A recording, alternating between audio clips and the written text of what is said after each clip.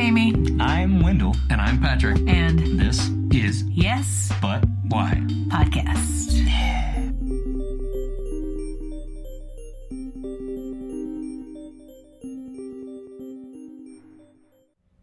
Khairy, thank you so much for being on the podcast with me. Thank you for having me. Awesome. So you are a stand-up comedian, and you are primarily located in Baltimore, Maryland. How's that? It's cool. It's dope. There's a big comedy scene here in Baltimore. It's not really talked about like mainstream wise.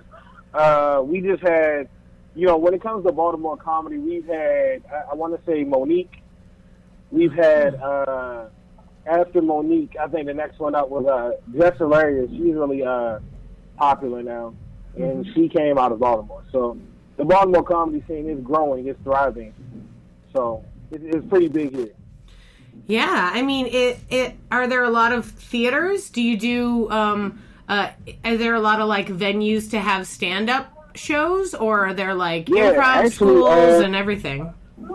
Yeah, there's a couple of improv schools. Magoobies has an improv thing. I want to say the Baltimore Comedy Factory has an improv thing. As far as rooms, you have like a surplus of rooms here. Huh? You can pretty much find one for every day of the week, to be honest. Awesome. There's always a monthly comedy show going on. I have my own monthly comedy series. It's called OMG, That's Funny. So that's my monthly comedy series. I'm actually getting my own room weekly open mic starting in March. So that's it's pretty big here. Yeah, absolutely. That does sound like there's a lot of stuff going on if you can go to an open mic or multiple every night of the week. Yeah, just about every day of the week there's open mic, every weekday. Is stand-up the like main comedy that you think is sort of thriving the most in Baltimore? Yes. In Baltimore, yes. Overall, I want to say no. Right now, I feel like the thing that's thriving when it comes to comedy is social media personalities. And I say that because nowadays everything, and I say everything is determined by followers. You could be the funniest person in the world, but if you don't have over 100,000 followers, no one's looking your way. Right. A lot of labels, TV networks, managers, agents, they're all looking, how many people can you get to follow you? Yeah. So when it's different when you're actually like, when you have one person who's out here working rooms and perfecting their stand-up craft, and then you have someone that's, doing social media videos. That person that's out here working rooms and perfecting their stand-up, they're 9 times out of 10, they don't have that huge social media following. And then you have that person that's doing the, social media stuff. They might not be as funny as the actual stand-up comedian, but they have that huge social media following. You understand what I'm saying? Yeah. So, no, absolutely. Yeah. I think there was an article very recently about that, about how like comedy is taking a hit in quality because of that particular thing. What do you think about it? Me personally, and this is not like to throw shit at anyone, I would kind of agree with that, because you have to understand, when you're a stand-up comedian, you're on stage, there are no, like, you can't afford any mistakes. You can't tell a joke, then say, hey, I didn't tell it right. Let me tell it to y'all again so y'all can laugh. Right. You understand what I'm saying? Yeah. You can't do that. Now, when you're on Instagram, you're recording, you're cutting, you're taking, you're editing, you're chopping it up to be funny. Those 60 seconds, you're recording over and over until you can make that a funny 60 seconds. When you're on stage, there's no stop, pause, let me do it again. You know what I mean? Like, what you say is what you get. So, yeah, I would say it's taking a hit in quality. Only, in the sense of, like, the people, I won't say most. Some of the Instagram comedians, like, outside of those 60 seconds, they can't be funny. Yeah. Yeah, I wonder how that is, because you're right. They are, like, editing their stuff together and taking time and looking at it. It feels like a totally different skill. And that's why I say I don't want to take anything away from them, because me personally, like, on Twitter, I don't do like a lot of Instagram videos, but I do it on Twitter, and they're pretty funny. Now, when like how you said it's a skill, like those are like okay, so you know how they used to say, like, oh, yeah, well, their TV show funny, but they're not movie funny. Sure. Or, you know what I mean? Oh, they're movie funny, but they're not funny in TV shows. Oh, he's stand-up funny, but he's not funny when he's acting. Like, I feel like social media is its own form of comedy. You can be social media funny, but that doesn't make you stand-up funny. You can be stand-up funny, but that doesn't make you, social media funny. Yeah, well, I think the other thing, too, is that, like, at the end of the day, any one of the people who becomes popular, if they get a job in the industry, then they have to go in and play the game that is the industry. So, like, you can be as great as you want and have 1 million followers, but if you try to get a television show and, like, can't work with network executives or whatever, like a director or something, then you're going to be lost. Yeah, and that's why, a lot of these, it's more of an expose type thing. Like, but I think the same can be said for a stand-up comedian like myself. If by the grace of God, by any blessings, today or tomorrow, someone calls me, hey, we want to give you a TV show. We want to do this TV show with you, and I get up there and I'm hilarious on stage, but I get in front of this camera and I cannot make the written jokes funny, then that just says something about my level of talent, if you ask me. Yeah, but I wonder, like, when they are, because you're right that, like, to get far in the industry, like, they're looking at numbers of followers, and also the idea of many followers doesn't necessarily indicate quality. It just indicates sort of, like, I don't know. I mean, I don't even understand, to be honest with you, how it works, unless it's, like, expert marketing or, like, using, those companies that, like, buy followers for you, that kind of stuff. So, like, I don't know. Yeah, like, there's this website, right? I want to say it's called LifeSwap. Mm-hmm. I think that's what it's called. But what it does is you can actually buy social media pages with a lot of followers. And, some celebrities have done it. They'll go and they'll buy a page with about 50 or 60,000 active followers. And then, they'll post their videos on there to bring attention to themselves. And it's wild because you can actually make a pretty good income off of those pages if those are all active followers. I know people who bought pages for about $2,000-$3,000. Oh. And invested that money into themselves. And while some people look at it as cheating, I kind of think it's cheating, but it's still an investment. You know what I mean? Like, followers is where it counts. And the whole follower thing, kind of like, I see it and I like it and I don't, because, like, I get why they, like, look at followers, because it's like, okay, if I have 1 million followers, they're like, okay, we can put him on a TV show, and that's 1 million people that'll watch just for him. That's true. You know what I'm saying? But on the flip side, it's like, oh, they have 1 million followers. Well, how many followers does Kim Kardashian have? I don't know. Billions, I bet. Right. So Kim Kardashian has, let me try to figure it out. Kim Kardashian has... It's okay, you can make it up. I don't need any reality. No. 108 million followers. She has 108 million followers. Wow. What talent does Kim Kardashian have? Yeah, it's true. You understand what I'm saying? That's the downside to followers to me. Because you have these people, some people who are genuinely talented have a lot of followers, but then you have people who have followers for no particular reason. That's the tricky thing about the follower thing, why it's weird that it's all based on followers to me. Do you think that some of it has to do, I mean, with the stand-up versus, like, social media videos, do you think it has to do with live theater? Because I always worry about that. I do sketch comedy and improv comedy, and people are always like, why don't you film your sketches and put them on the internet, and then a bunch of people will see them. And part of me, I'll do it occasionally, but, like, there's a part of me that's like, no, like, come into the theater, like, come and be in a room with me, and maybe that's just a dying art that I'm, like, holding on to. No, it's not. Actually, my girlfriend, that's something my girlfriend brings up, like, all the time. She even jokes about it with me. about how disconnected society is from actually being in the moment because of their phones and stuff like that and the internet. And no, I definitely understand, because it's like me, I don't post a lot of clips of my stand-up. I feel like if you want to see my stand-up, come to one of my shows. Buy a ticket to one of my shows. You know what I mean? Find out where I'm hosting at. Find out where I'm performing at. Come to one of my shows. It's probably, you want to go out and get that live feel, that entertainment feel. Like, it's different when it's like recorded and posted online. Yeah. You understand? But then you have to understand there's a whole generation of people who really don't understand what it's like to live without cell phones. Like, I have a bunch of little cousins, and I'm like, oh yeah, y'all should come see me do stand up. They're like, yeah, live stream it. Live stream it. What?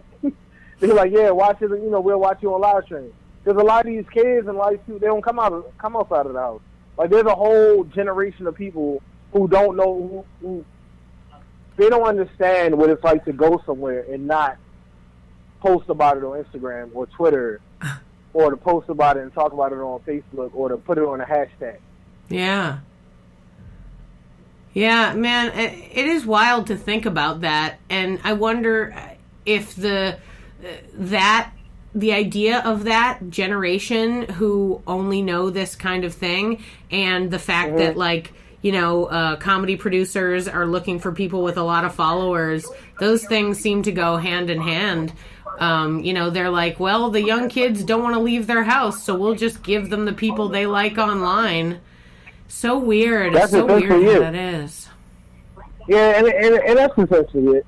But, like, it's weird. Like, when I say it's weird, it's like, I get it. Like I said, I get it, then I don't get it. Like, I get it, it's business, but I don't get it because it's like that quality is not there. Followers don't equal talent. You understand? Talent doesn't necessarily equal followers.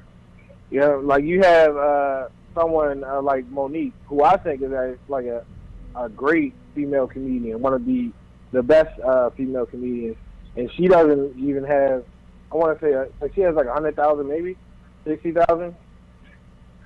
Yeah, well, I mean, but she was famous before it was a big thing. Before the internet was super huge, she was famous for doing, you know, movies and TV and stuff like that.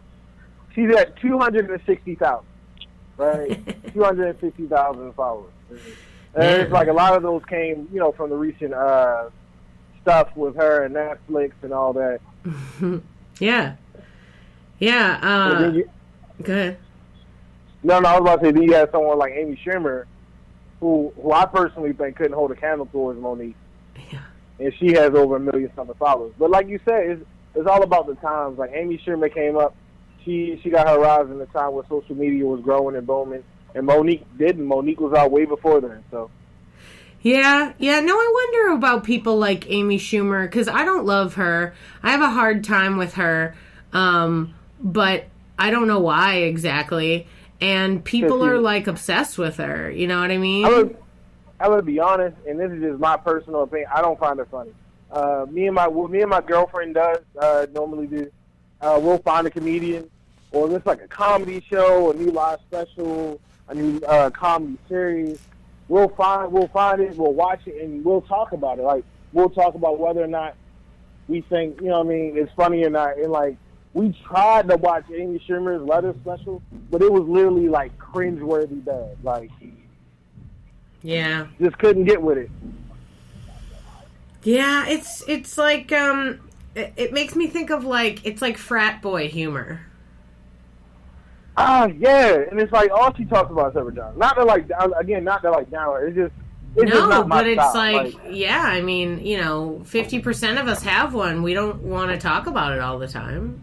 Yeah, like, my vagina smells. We don't need to discuss it. But that being said, I'm a little bit older, so that's me too, being like, okay, now, ladies, let's keep a lid on it. You said you and your girlfriend watch a lot of new comedy series. What's the most favorite one that you just watched with her? The Heart of the City, the Kevin Hart, Heart of the City. That's like I like that stand up. What was that, Kevin Hart? He has this thing where he goes to like different cities, And what he'll do is he'll find like the cities that's not really like famous for comedy, and he'll find the best stand-up comics there.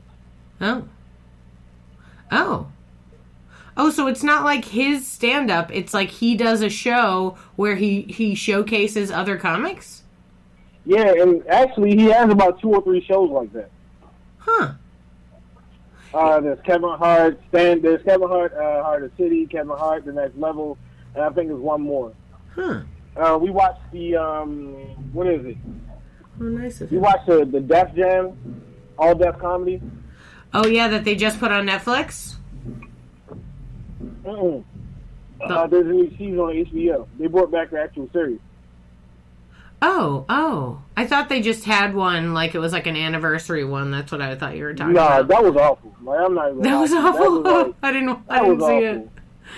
Yeah, I don't love the group ones. When there's like a bunch of comedians on a show, I don't usually like on a television, stand-up thing. I don't watch it. I like to watch the individuals. Oh, except for there was like a Netflix series with like 6 different stand-ups, and they each got their own half hour. That I liked. I liked that one. That was nice. That was like, Netflix. I feel like it was nice of Netflix to like give a chance to the like newer comedians. And then the cool thing was, after I watched it, I saw 2 or 3 of the people from that show get in, television shows and stuff. I love that stuff. My favorite is when I see a person who I've watched in commercials and stuff, and then I see them as like a small part in a sitcom, and I'm like, yeah, you did it! Oh my God! Yesterday you were selling me soap, and right now you're the secretary. You're great! Yeah, I like saying stuff like that too. I like actually watching people like rise from like small roles to like being like these like phenomenal, like Tiffany Haddish, Gerard Carmichael. Right. Those are 2 people that me and my girlfriend we watched them go from like background one line roles to like headlining their own comedy specials on networks on big networks. Yeah. Gerard Carmichael, he just had one. Tiffany Haddish just had one. Tiffany Haddish had Girls Trip. Gerard Carmichael, he had the Gerard Carmichael show, the Carmichael Show. Yeah. And that's like critically acclaimed. You know what I mean? So I just think all of it. Like I love to see people rise. Actually, there's one person, social media wise, Katie Don. I don't know if I'm saying her name right, but Katie Don.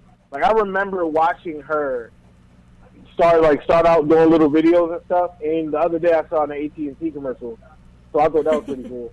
That's fun. That's awesome.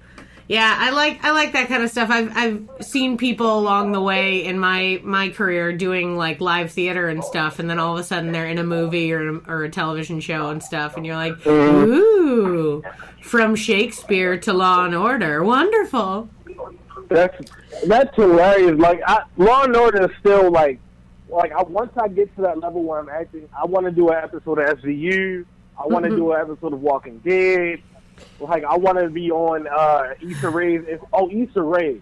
That's another person. Oh yeah. Like, watching her go from YouTube to HBO, amazing. Like I want to be in one of her projects. Yeah, she's great. That was a great success story too. You're right. To know that like her series did so well on YouTube that they were like, yeah, we're gonna give you a show. That was great. Plus, I love her show. Most people don't realize Awkward Black Girl is basically Insecure. Yeah. With a budget. Like, it's the same show just with a budget. Yeah, absolutely. It's very interesting to see those kinds of things to move forward. I like to. She's so professional. Issa Rae is so professional. Like I watch all the Insecure episodes on HBO, and they'll do like scenes after. They'll be like, stay tuned after for you know, a little behind the scenes, and she'll do like interviews with the other actors and stuff about things that they're working on, or like, what do you think? How crazy was it to do that sex scene? Or like, what do you think that about people being mad at you for XYZ? And it's so, she's just so cute, and I don't know. Every time I see her, she's wonderful. She's a great inspiration for sure. Issa Rae is. Yeah. She's an amazing inspiration. Like, she has this thing where she, like, in my opinion, it's like you cut out the middleman.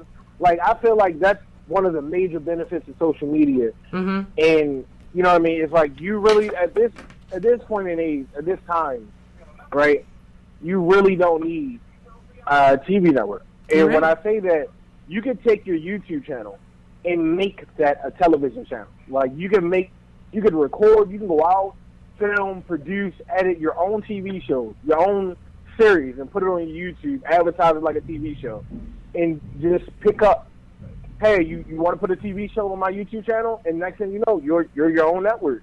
Yeah, absolutely. It is fascinating to see how, you know, if you work hard enough, if you at this point, I feel like the way that it works is if they see that you can do it all yourself, they'll give you money to do it more yourself. Yep, that's pretty much how it is. They're like, we don't want to help. We'll give you money once we know you don't really need our money. God, I feel like that's the case for all money. Oh, boy. On your website, I wanted to ask you this because I didn't know what it meant because I'm not from Baltimore, but on your website, it says you are, quote, as Baltimore as it gets. What does that mean? You know, it's funny. Me and a couple friends were going over my website, and they were saying I should revise my bio. But the term as Baltimore as it gets is like, I'm actually, like, I grew up. I'm born and raised in Baltimore, East Baltimore. I went to Baltimore City Public School. Like, I'm always in Baltimore. Like, Baltimore is where I'm from. When I talk, you hear how I talk, the way I act. It's all just Baltimore. I had a couple friends. They were like joking. I had to teach them how to say, because how you say Baltimore, like when you say Baltimore, you say Baltimore. Oh yeah. When someone from Baltimore says Baltimore, it's Baltimore. Like, like a D instead of a T. Yeah. Yeah, Baltimore. Yeah, right on. Right on. So you're born and raised there. Are you planning on, now I know you're young, or I assume you're young, meaning you're in your 20s, right?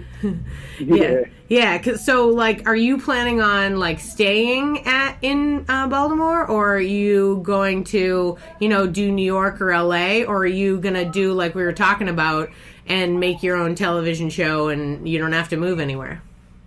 So right now, my plan is to, if there's an opportunity, for me, it's like all about, I recently had a daughter at the end of December. My congratulations. Thank you. Me and my girlfriend. So I have a family. So right now, like, at one point, you know, me and my girlfriend were talking about, hey, let's move to LA. You know what I mean? Let's just move to LA for like 6 months and see how it goes, and see what opportunities we can get. And then it's like, you know what I mean? Now it's like, those are just, you know, things you just talk about. Like, Baltimore is great. You know, I have a great job. The stand-up is going well. I'm getting a lot of opportunities here. If I can just, you know what I mean? Like, I just need that one. If I'm offered an opportunity, you know, and the money's right, I would definitely move to LA or New York. I'll say that. Sure. Now, as far as, like, projects and stuff, though, do you have any, like, projects that are going online, or are you going to stay focused on the live stand-up? No, actually, my palette is about to be pretty full. I just got my first brand ambassadorship. So when I start this early March, we're going to be filming a YouTube series. Nice. I really can't say too much about it, but it's going to put a spotlight on Baltimore comics. Great. Yeah, so it's going to put a spotlight on Baltimore youth and comics.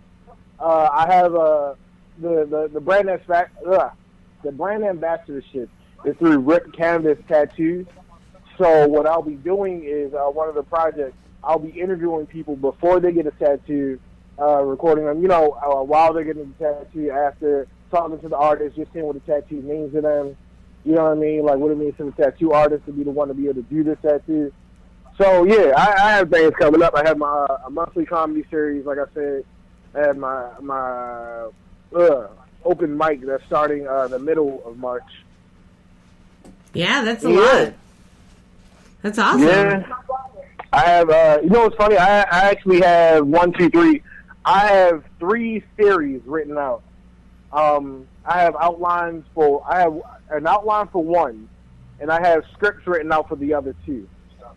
Oh, like multiple, like the pilot script, or like multiple episodes? Multiple episodes. I have the pilot script written. So one of them, the entire series is written out. The other one, I just had the pilot script. And the third one, I'm still working on the outline. That's so great. So you do a lot of writing and stuff like that, huh? That's awesome. Yeah. So on Twitter, I ghostwrite. Like, I'll sell tweets for about $5. So I'll sell tweets to people. I've had celebrities hit me up asking me to write for them. But yeah, so like my whole thing with that is like I'm not all about the money, but it's like I'm the type, like I need some type of like I'm good at what I do. So I need to be paid for what I do. Yeah, absolutely. Everybody, I mean, money's good. People like it. Yeah. People like it, yeah. I love it. Oh, man. So that's great that your writing has brought in, revenue since then. That's wonderful that you have that kind of reach, that people are like, okay, I want this guy to write me a tweet or write something for me. Do you have a writing agent? I don't have a writing agent. Oh, right on. I'm actually looking at getting a booking agent for my stand-up. I want to get into acting. That's one of the reasons I've written out these scripts and these shows is I want to get into acting. You know what I mean? And like we're in a day and age where you can literally create your own opportunities. Yeah, especially if you've written, like 2.5 series already. You could just be making your own stuff. Who needs other people? You could probably Kickstarter enough to make the series or the movies, and then you're the star in your own show. That's awesome. Yeah, I would if I stopped getting suspended.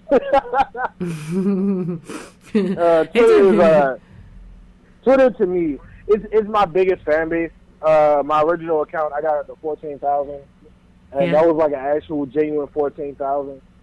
And when I got suspended from that, it really came out of nowhere. I can't even tell you what tweet it was that got me suspended the first time. Like, they've never said what. They just, and this is why I have such a problem with Twitter's rules and regulations, and why I say they're hypocritical. The recent time that I've gotten suspended, there was a tweet, right? And the tweet said, when Caitlyn Jenner laughs too hard. And the gift that I put with it is a penis popping out, right? Right. Right, and the caption said, when Caitlyn Jenner laughs too hard. Right. So, boom, just making light of the situation. And the tweet itself, when it got to 5,000 favorites and retweets or whatever, nothing. 10,000, nothing. 15,000, I had 1 or 2 people say I was transphobic or whatever, but I asked them how, and they couldn't explain how. And then when it got to 29,000, my account got suspended. And when I looked at the email explaining why, it said hate mongering, spreading hate, discrimination. And they're like, how? Like, no one can logically say how that's spreading hate or discrimination. But, this is why I say they're hypocritical. There are accounts, Mark Dice, Donald Trump, the President of the United States.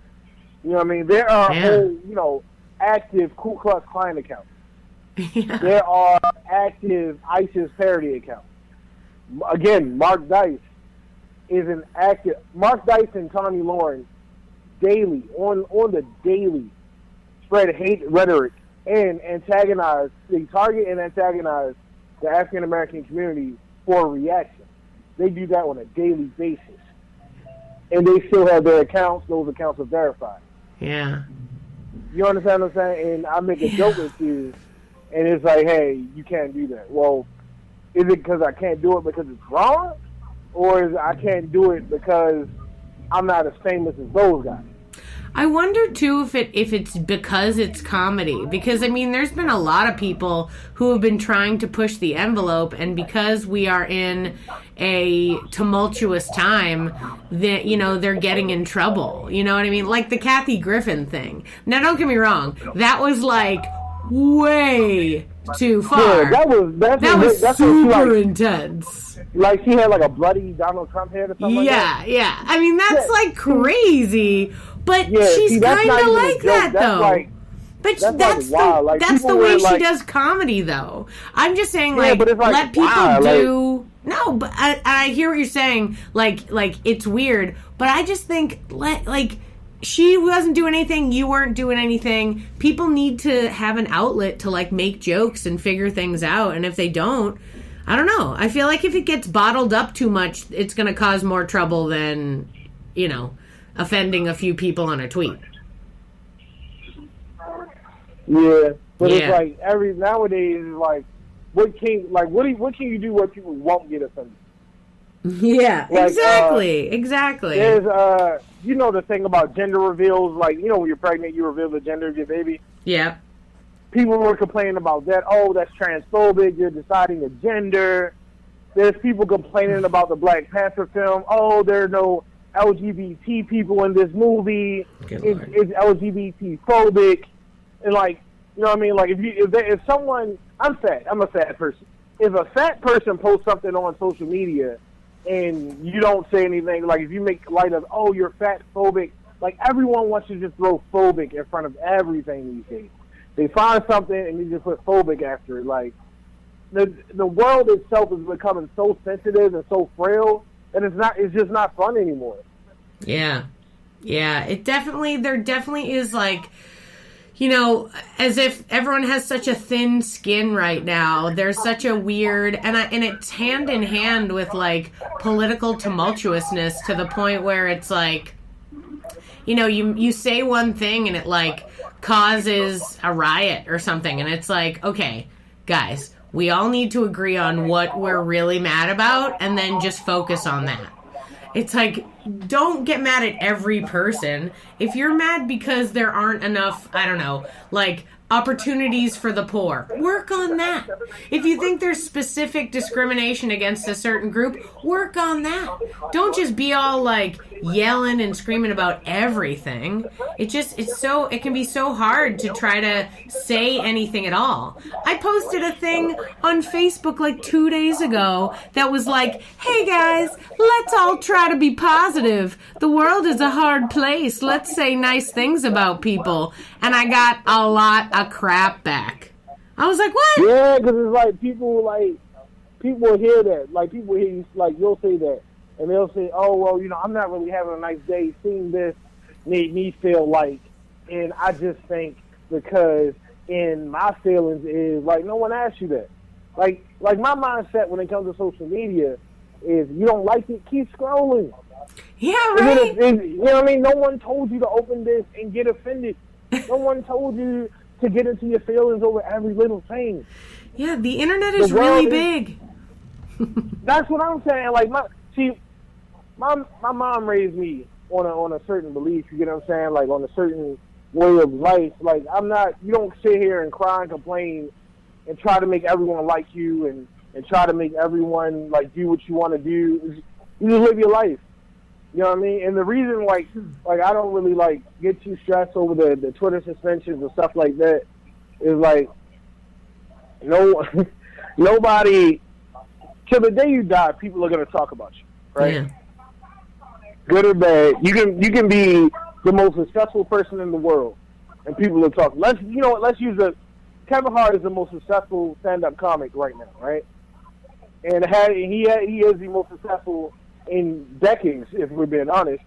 And people will slander Kevin Hart. Oh, he's not funny. He's not this, da. But it's like, so what? Like he doesn't say, hey, one person said I'm not funny, so let me stop doing comedy. Yeah. You understand what I'm saying? Yeah, totally. I mean, you definitely can't let people get you down. I actually usually think, and, you know, I have ups and downs myself personally about the way to deal with it, but, like, you know, sometimes I will move forward regardless of audience response. You know what I mean? Like, it's like, I just want to keep making stuff. They like it, they don't like it. I'm just going to keep making it. It's for me, and, you know, you throw a bunch of things against the wall. You can't worry about what everybody's reaction is to everything, because like, someday there's going to be a person, you have to just be you. And then someday there's going to be a person who, like, listens to what you say and how you say it and says, oh, I understand, I identify with that, that's so wonderful. Like, and that's why we all have to just be ourselves, because there's people out there who need to hear what we say. Same with, like, and then there's the people who just are so sad that they want to make everything negative. Like, they just cannot enjoy. Blow me, like, yeah, you're because, not allowed like, to have fun online. Like, how can you hate Kevin Hart? He's adorable. I mean, he's, like, adorable. You know what I mean? Like, he's a short man, I'll give you that. But he is just, like, so, like, everything, he's just smiley. He seems to always be having a good time. Every time I see him on anything, he's, like, excited to be there. Who doesn't like that guy? Sad people, that's who don't like him. They're like, he's having too good a time, I don't like it. You can't pander to the sads. They're going to be sad no matter what. Yeah, and those type of people, man, those are the type of people you just, like, I don't know how to explain it, man. Yeah. Well, it can be hard. Like, don't let it get you down. They're like a special type of miserable. Yeah, I worry about those people, though. I mean, because I've had a lot of friends, you know, in and out of comedy who were just, like, could not see the sun shine. Like, absolutely were never, you know, and it's not even a matter of, like, meds, you know what I mean? Because I've had a few friends that are like that, where it's like, they're real sad, and then they go to a doctor, and then it's okay. And that's one thing.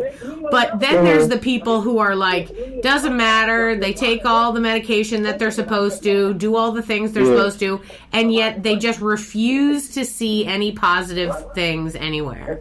It's hard. It's really difficult. And those people are not great comedy fans. Those people, my mother always, you know what I mean, is misery loves company. Yeah. Yep. Yeah, you know absolutely. I mean? Misery loves company. That's all it is, man. Yeah. Hey, let's get off this negative topic. I'm feeling down. I'm starting to get down. Right. I want to ask you about your writing, because I'm very impressed with the like all the writing that you've done, and I wondered, you know, do you have a specific process? Do you, like, sit down every day and write, or is it like once a week? Do you have, like, a specific rhythm? How do you get it all done? No, I can actually be pretty lackadaisical. Like, I can be pretty lazy sometimes. So, like, I'll have a script or an idea, and I'll have it written down, and it'll stay there for, like, whoever knows what. And then one day, I'll just decide to pick it up, and when I actually work on it and put that energy and effort into it, I can knock out a script or two in a day. You know what I mean? Because it's not really, like, super detailed, super intricate. You know, so I can knock out a script or two in a day when I actually sit and put my mind to it. I can outline a show just like, you know, I want it to go like this. I want the characters to interact like this. I want the story to be this. You know what I mean? And when, like I said, when I sit down and lock my mind into it, it comes naturally. Like, I like my siblings, I used to write their English papers and stuff like that. I have a sister in high school. I still write her English papers. You know what I mean? Like, I like writing when I'm motivated. It literally just clicks, like. Yeah. So it just clicks. Like, I'm a master bullshitter, in they say. I can hop into a conversation and not know anything about it, but I can say enough to make you think I know what I'm talking about. And once you're pulled into that conversation, you know what I mean? I can switch it up. Like, yeah, that's crazy, but and then switch it to something I actually know something about. Then, it's the gift of gab. I like to think I have the gift of gab. Yeah. So I do that, like with writing, I just apply that to writing. I like to, it's not so much I know what I'm doing or know what I'm talking about. I'm going to make you believe that I know what I'm talking about and I know what I'm doing. Yeah, that seems like an excellent skill for show business. Yeah. Yeah, man. Yeah, wow, that's really wild. So I won't take up too much more of your time. I just wanted to ask you if you remembered the first time you were ever on stage and what that was like and the experience of it. The first time I was on stage, July 2016. Magooby's Joke House. I thought it was like some hole-in-the-wall type bar, and it turned out to be one of the biggest comedy clubs in Baltimore. I expected to perform in front of like 40 people tops. It ended up being like 100, 120, something like that. Whoa. Yeah, and I had 8 minutes on stage, and I only had one joke.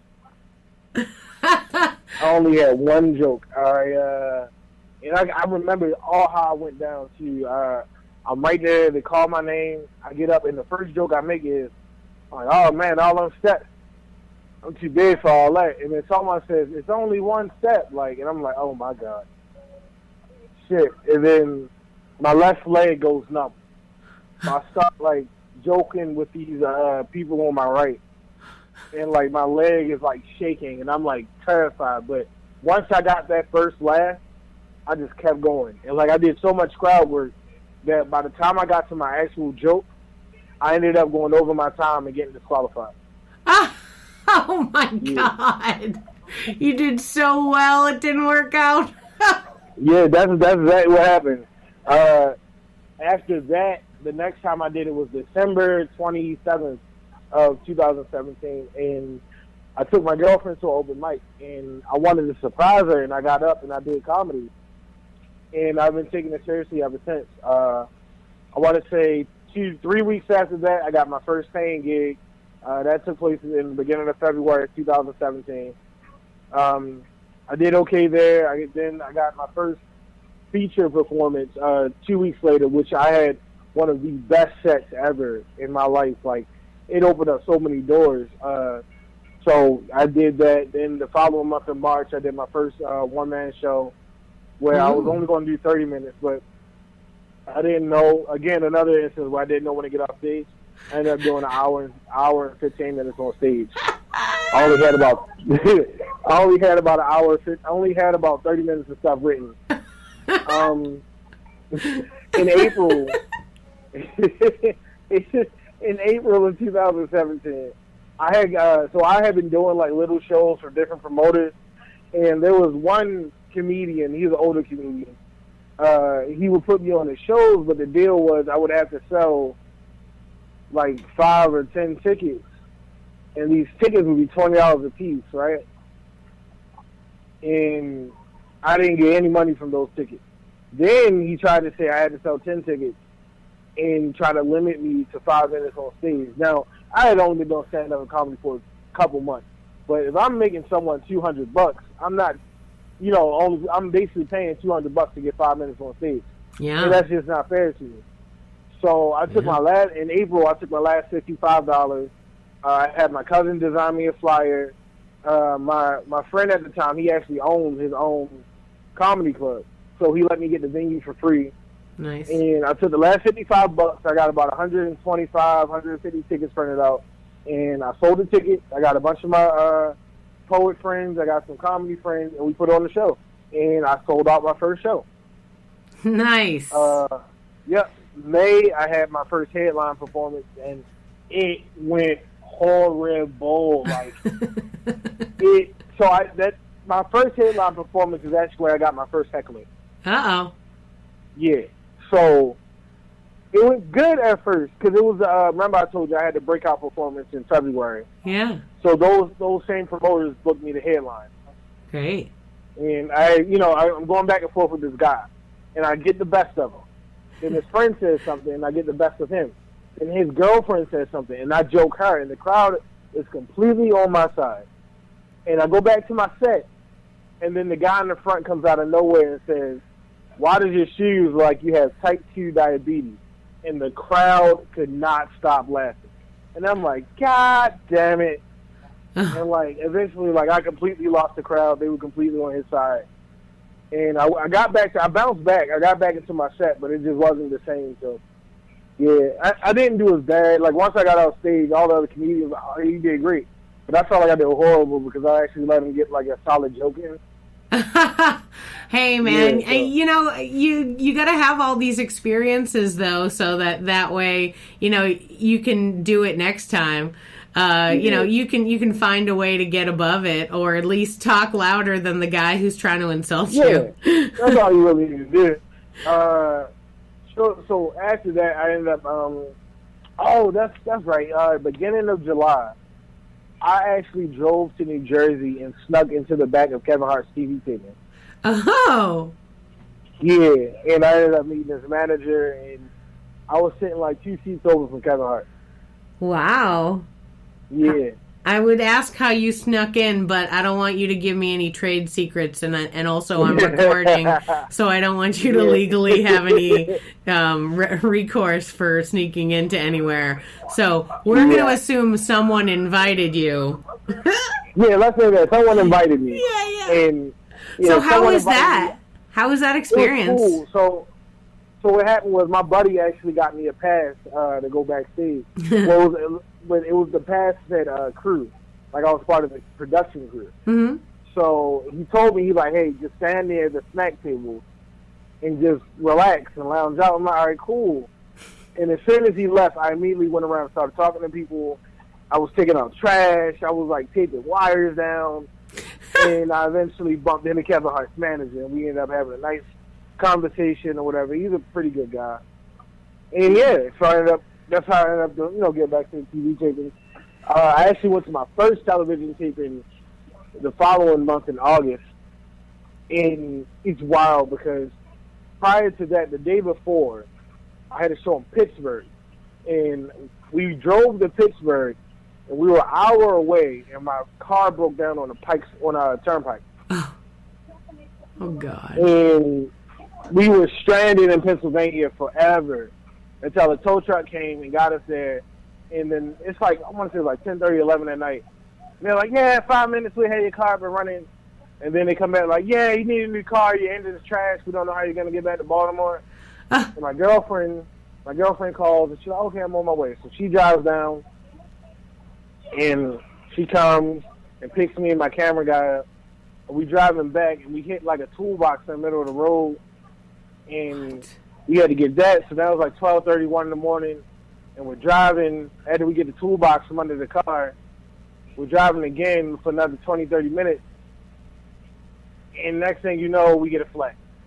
I'm like, God damn it. So I get out the car to change the flat, and it starts thunderstorming and pouring down raining on me. And my girlfriend is like laughing in the car, like cracking up. But she's like, you know what I mean? Like, what else could possibly go wrong? Right. So it stops raining, and I get the lug nuts off the car, except for one, because that one ends up needing a key that neither me or my girlfriend has. So now we're in Pennsylvania with the lug nut stuck on the car of the tire, on the tire that we need to change because it's flat. So we had to find another tow truck to come out and get it. You know what I mean? And that's when the luck turned around because he did it for like pretty cheap. I got back to Baltimore around like 6 in the morning Friday. Oh my God. I had to be back up at 11 to go pick up a rental car to drive to New York to do a TV taping. That is wild. What a day. But you got it done, right? Yeah, we did the TV taping. We didn't end up going to Pittsburgh. Yeah, well, it seems like that wasn't in the cards, unfortunately. Yeah. I know a lot of people in Pittsburgh, though. I'm sure they'd be happy to welcome you back. You know what? I would love to. I've never gone. I've never performed there. I would love to perform there. Last month in January, I sold out Sully's Comedy Cellar. We had over 100. We had over 130 something people there. that was pretty cool because I was like so nervous about the turnout. It was my first time hosting. It was just like, and it all turned out to be so like great. So it seems like things are going really well for you, and also that you're like hustling and really like getting out there and getting it done for yourself. I mean, what keeps you motivated and keeps you going? I hate the fact, okay, so like I don't want to work a 9 to 5, right? Sure. So like that's one thing. Like I just want to create. That if I could sit back and just get paid to create all day, that's what I want. Like right now, I want to say I'm working at 60%, and I just need to get. If I can just get to 100%, where I'm just 100% into it, like, and I'm like all my free time is going into comedy and writing and creating. Then that's a whole new monster in itself. But you know what I mean? Like I said, I don't want to work. Like I feel like working just isn't for me. Like a 9 to 5. Yeah. I've been working since I was 15, man. My first job was Burger King. I stayed there until I was about 20. Then I got a job at a hospital. And those, you know, it's a great job. Don't get me wrong, but it's just like clocking in and out, and I don't know. It's just not. Yeah, it's just not what I envisioned. Yeah, so like that's what motivates me. That and my family. Like I said, we have a little girl. I want to give my girlfriend like everything. I want to give my daughter everything. I don't want them to have to sacrifice for anything. So that's what really motivates me. Being able to take my girlfriend or my little sister to an award show just because I got invited. Mm-hmm. That stuff like that's what motivates me. I want to get to that point to where I'm at the Oscars and I'm like, oh yeah, well you know what? Let me just take my sisters and my girlfriend and we can all just go. You know, they can just be in front of their cameras. Yeah. Oh, I hope you get to go to the Oscars someday. That would be wonderful. Maybe it'll be for one of the movies you've written. It'll be great. Hopefully. Well, listen, Khairy, thank you so much for taking the time out of your evening to chat with me. And thank you so much for your patience with me. It's all good. Audience, you know as well as I do that Amy doesn't do well with technology, so it's been tough. But thank you so much for chatting with me and sharing all this stuff. I really wish you well. I hope that everything goes well in Baltimore. And, I'd love to chat with you as things move forward. And hey, my job, like what I do to make money is like I teach theater. So like I teach comedy, I teach writing and improv and stuff like that. So, we're friends now. Any help I can do for you, anything I can do, you let me know. If you see me tweeting about somebody that I know or anything, please connect with me. Because you seem to be full speed ahead on towards a successful career, and I look forward to someday talking to somebody else and seeing you on TV and going, hey, I know that guy! Oh my God! So thank you. Thank you. I appreciate it. Cool. All right. Thank you so much. Have a good night. I see you. Bye.